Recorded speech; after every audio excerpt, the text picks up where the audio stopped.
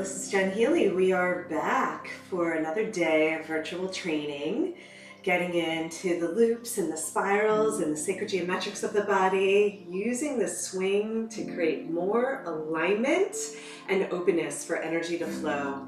So we're going to be focusing more on the energy lines again today, working with the hollow spheres, and particularly focusing on the upper back, the heart, the chest, and the position of the head.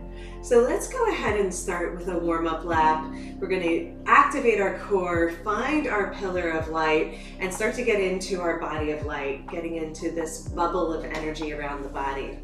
And I'm going to start to introduce some more of the metaphysics. And so today we're going to talk about the toroidal force field.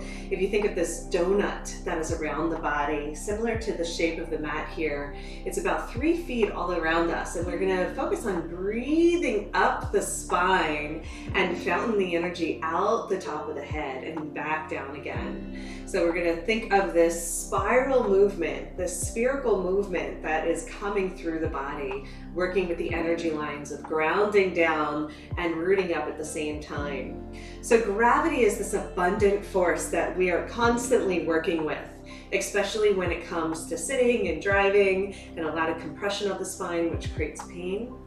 So we're using the swing to help us lift and to support the body to go deeper into poses, getting a really big stretch as well as strength. So let's go ahead and stretch the spine. I love starting in a simple full body hang. The full body hang is just one of my favorites in terms of opening up the spine. Let's go ahead and do one arm at a time. And here I'm going to focus on the neck. We're going to start with the head and neck today. This is something I love to do, really simple. Triangle pose, feet on the 9 and 3 axes, dropping the ear to shoulder, standing in the center of the mat.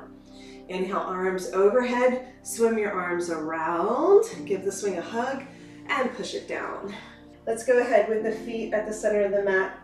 Just add some more twists, opening up the connective tissue. So when we open up the upper back, we're going to focus a lot on that place right behind the heart where the swing hits. It'll actually learn to lift the chest and rearrange the spine. When I go into the core activation again, lifting the right knee up, both arms straight. Remember, you can do one hand at a time if it's too much. Let's go ahead and transition the swing to the back of the neck.